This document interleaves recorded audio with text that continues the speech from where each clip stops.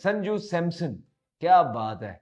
एक लड़का जिसको इतनी परफॉर्मेंसेस के बाद भी चांस नहीं मिलता, एक लड़का जो अभी पीछे साउथ अफ्रीका की पूरी बॉलिंग के अगेंस्ट साउथ अफ्रीका के अंदर ही 2 T20 सेंचुरीज मारता है, उसके बाद भी कई मुल्कों में जो है 2 सेंचुरियों के बाद ये करियर तो 5-5 साल के चले जाते हैं, लेकिन वहाँ कंपटीशन इतना ज़्यादा है कि थोड़े से 2-4-6 फेलियर्स के बाद उनको ड्रॉप कर दिया गया और फिर इस वर्ल्ड कप में भी सारे मैच नहीं खेले।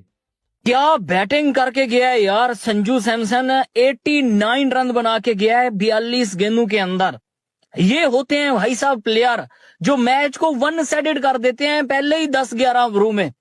भाई साहब 211 के स्ट्राइक रेट से बंदा बैटिंग करके गया है, 7 छक्के 8 चौके मार के गया है और मैच से तो भाई इंग्लैंड को बाहर ही कर दिया है। अब ये कोई ना बोले कि भाई कैच छूटा था, ये था वो था, भाई ये पार्ट ऑफ द गेम है, ये हो जाता है। क्या ही दिलकश बैटिंग की है इस बंदे ने, पकड़ के इंग्लैंडियों का घंटा बजा दिया। ऐसी बैटिंग करके गया संजू सैमसन और दिल खुश कर दिया बंदे ने।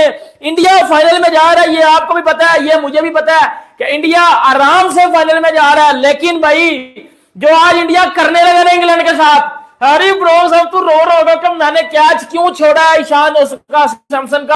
संजू ने जो इनिंग्स खेली है मुझे याद दिलाई है, उसने मेरे ख्याल विराट कोहली की दोनों जावियों से खेला है।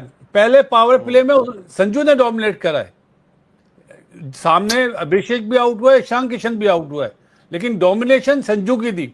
लेकिन आज की बारी जो है उनका करियर एक और हाइट्स पे ले जाएगी और बहुत सेंसिबल खेले, बहुत खूबसूरत खेले, लेट खेलते हैं, ये इनकी क्वालिटी है। शेप में रह के शॉट्स मारते हैं, ये क्वालिटी है। लेकिन आज उन्होंने अपनी जो गेम अवेयरनेस शो की है। दोस्तों आज मैं संजू सैमसन की तारीफों के पुल बांधने वाला हूं, क्योंकि उन्होंने तारीख की सबसे खूबसूरत 3 इनिंग्स खेली है। क्या टैलेंट है, क्या लाजवाब पोटेंशियल है, और जब ये चलते हैं चमकते हैं तो चांद मान पड़ जाता है। कुछ चीज ही ऐसी है। कई दफा तो मुझे ऐसा भी महसूस होता है कि ग्रेट रोहित शर्मा और संजू सैमसन एक ही फर्मे से निकले हुए 2 खिलाड़ी हैं, 2 चेहरे हैं, क्योंकि बहुत सिमिलैरिटीज हैं दोनों में। दोनों के पास बॉल खेलने के लिए वक्त है, और जब इनका दिन होता है, जब ये राज कर रहे होते हैं क्रीज पे, तो जैसे वक्त थम सा जाता है, रुक जाता है, क्योंकि एक स्टेटलीनेस है, रीगल दोनों दिखते हैं जब इनका दिन हो, और कभी ऐसा महसूस नहीं होने देते कि बॉल के साथ जबरदस्ती कर रहे हैं, कि स्लॉग कर रहे हैं। हमेशा ऐसा दिखता है कि बहुत एफर्टलेसली बहुत बड़ी बड़ी हिट्स खेल रहे हैं, और फिर बॉलर्स का ये इसी वजह से ये भुरकस निकाल देते हैं। अगर आप संजू सैमसन की इनिंग्स का मुताला करें, जायजा लें, तो आपको ये पहलू सब नजर आएंगे। बहुत बड़ी इनिंग्स थी, तो उनकी वजह से ये ड्रामा क्रिएट हुआ, ये थिएटर क्रिएट हुआ। जो टैलेंट है आपका वो कैमियो तक महदूद नहीं रहना चाहिए, और आज उन्होंने देखा होगा अपना पोटेंशियल वो क्या कर सकते हैं। ओवर द टॉप सेलिब्रेशंस नहीं थी। सबसे अच्छी बात उनकी इनिंग्स की मुझे ये भी लगी कि अपने जज्बात को उन्होंने कंट्रोल में रखा हुआ था और टीम के लिए खेल रहे थे। और ऐसा ही होता है, जब आप टीम के लिए खेलते हैं तो फिर अपने से बढ़ के खेलते हैं। जब आप लीड, उन्होंने बताया कि अगर मैं लीडर हूं तो मैं ऐसे लीड करूंगा। Huge congratulations to India. जिस तरह से वो खेले, वही बात आ जाती है कि सिलेक्शन भी अच्छी हुई, एग्जीक्यूशन भी अच्छी हुई, और they are the deserving winners. एक आउटस्टैंडिंग क्रिकेटर, नो डाउट सवेरा रिकॉर्ड्स होती टूटने के लिए। कसम से कसम खानी पड़ रही है, कसम खानी पड़ रही है। मेरे रोंगटे खड़े हो गए थे यार, मेरे रोंगटे। मैंने अपनी जिंदगी में ऐसी इनिंग नहीं देखी भाई। यार आपने 100 रन की इनिंग देखी होगी, आप लोगों ने 150 रन की इनिंग देखी होगी, आप लोगों ने 200 रन की प्लेयर्स की इनिंग देखी है।